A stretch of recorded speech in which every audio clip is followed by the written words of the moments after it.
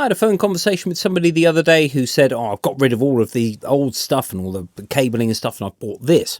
And it doesn't really do what I expected it to do. It's not as flexible as the other stuff, but it says it's better quality and all of this. And I thought, well, okay, this is worth a discussion, because as you can see, surrounding me here is some very, very old equipment, but it all works. Let's have a look.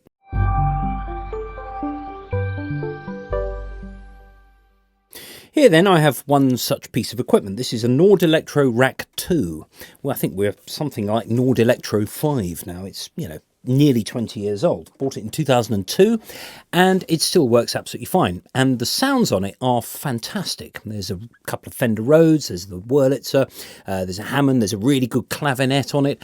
And people say, why don't you just use plugins? Surely it's more flexible, you can get all your effects and all of that. And I thought, well, okay, but this is gig ready. It's something you plug in at a gig. It's got jack plug, straight to the PA. You don't have to worry about old operating systems or anything like that. With a computer, of course, you've got to make sure you've got your audio interface, you've got the cabling, you've got the thing is open, you've closed all the other apps that you've got. The computer might make a sound saying, it's 3:35, it's time for your dentist appointment. None of that. Sure, the sounds may have been more refined over the years, or indeed there are more of them, but actually it's all about the front end.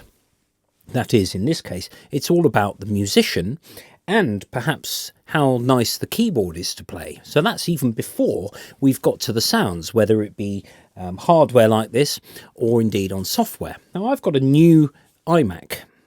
I got a grant a while ago to basically sort of upgrade my digital sort of presence. And it's great, it's a fantastic computer, but my old audio interface, which is a Focusrite Sapphire Pro 56, very nice audio interface, it was a little bit iffy. It was firewire into this connector, into this converter, into this, into this, into this, and then finally into the computer. And it worked, but there were a few little problems with it. And I upgraded to a universal audio interface, which is fantastic, absolutely fantastic. It's just 2-channel, really, really good quality. But I didn't sell the old audio interface. Why not? Well, for starters, it's worth nothing. When you go into a shop and buy something, the moment you've put your card and you've tapped your PIN number and the thing is legally yours, it's lost 20% of its value and more over the coming months. So you might sell it a year down the line for maybe 60% of what you bought it for. You think, I've lost all that money. Why do that?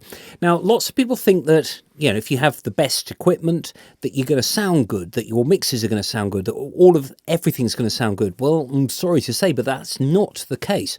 Sure, you can, maybe adjust one note if it's slightly out of tune, but that's just purely corrective. And that's assuming that the rest of the take, if it's a vocal take, for example, is as good as you can get it. You can't get something very good out of something that wasn't there in the first place. It's obvious to the listener that it's been sort of treated and all of that. No, I kept this audio interface because when I bought the universal audio interface, I looked at the specification to check to see whether I was able to use my old audio interface with it. And I am, because it's got an ADAT interface. Now, ADAT is an 8-channel optical transmission, digital transmission system. It's been around for years and years. And there's a reason for things like that being around for years and years. They're very good, they're very reliable, they work properly, a bit like MIDI. The MIDI protocol is 35 years old, older, 35, yeah, roughly. It's ancient, but it works absolutely perfectly. And people have been using it for years and years and years with very few problems. So I just plug in my audio interface, which is 8 mic channels, and they're useful to have, into the universal audio, which means that I've got 10 inputs.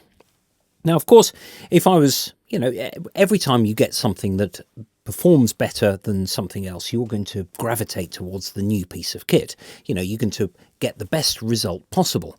But the mic preamps on the Focusrite Sapphire 56, Pro 56, the liquid channels, they're quite fun and they sound good. They're not quite as good as the UA ones, but they sound absolutely fine. So if you want more inputs, you can have that. Now, I've got an old analog mixing desk here. I've got a Soundcraft Spirit Studio, which is a 16-channel analog mixing desk. And somebody said, why have you got that? Why are you still using that? Surely it's noisy and sort of hum and all of that sort of thing. Well, I quite like it where I can crank the input gains up if I'm recording a drum kit, for example. And sometimes that analog way is a nice tactile way of doing mixing, for example. So that's the reason I've still got it. I've had it for, well, since 1999, actually. Yeah, since the 20th century. I've got a 16-channel digital hard disk recorder from the same year. I bought them both together to start making records, and I still have these two bits of kit, and they both still work. The hard disk recorder's got a 20 gigabyte drive, don't you know? 20 gigabytes, huge. Actually, it is, because the thing doesn't have anything else on it. So you can record for 3.5 hours, 16 channel. That's pretty good. If you try to record a live gig with a computer, you've got to make sure that you've got everything absolutely in place and you've shut all the other apps, and you've got to make sure that your computer and audio interface are going to communicate correctly. And of course, if you've got an operating system in the way, like, I don't know, Windows and or the Apple OS or whatever, it just takes one little problem for it to just flick off and simply stop recording. Whereas the 16-channel hard disk recorder has one job to do, just one job. And obviously, if it doesn't do that job properly, it completely wrecks the name of the company. This one works perfectly. Now, I've used it lots to record live bands, and it's only got 16-bit storage. It's got 20-bit converters, but 16-bit digital storage. But we're up to 24-bit now. And in fact, it's going more than that. We've got 32-bit. We've got all this fantastic bit depth. But it sounds fine. It's CD quality. We listen to CDs, and a well-produced CD sounds amazing, but it's only 16-bit. There's nothing higher than that. That is the CD standard. So we're working with 24-bit now, which is hugely better in terms of things like orchestral recording, for example. But most people I know who are just doing rock and pop stuff, they say just 16-bit be fine, because it's smaller file sizes. So you're thinking, well, you're not even utilizing the full quality of your computer when you're recording 16-bit instead of 24. It's all about the music. It's all about the musicianship. It's all about the song. If you've got a really good song, frankly, it's going to sound good on anything. I mean, you consider Jimi Hendrix, for example. For many, he invented the electric guitar. But the recording quality of the records of the albums is really quite poor. It's something that, is noisy, it's distorted, it's sometimes you hear the tape has dropped out on the left-hand side or whatever. But it doesn't matter because it's Jimi Hendrix. My guitar hero is Django Reinhardt. He died in 1953, and only his last album or two were committed to tape and then LP. Before that, it was all shellac records. So you're listening to these fantastic guitar solos on a record that's 80 or 90 years old. It still sounds good because of the musicianship involved. So it really is that simple. If you're a musician and you play to the best of your ability and you record good songs, what you record on is not really the be-all and end-all, as long as, of course, it works properly. And all of this gear works. If I've got a piece of gear that no longer works, if it's broken, I won't keep it. I'll just put it on eBay and somebody will buy it thinking they can fix it, and sometimes they do. But, if your kit works, keep hold of it. If you can afford to upgrade or buy new stuff, don't sell the old stuff, because you might lose the flexibility that you've become used to.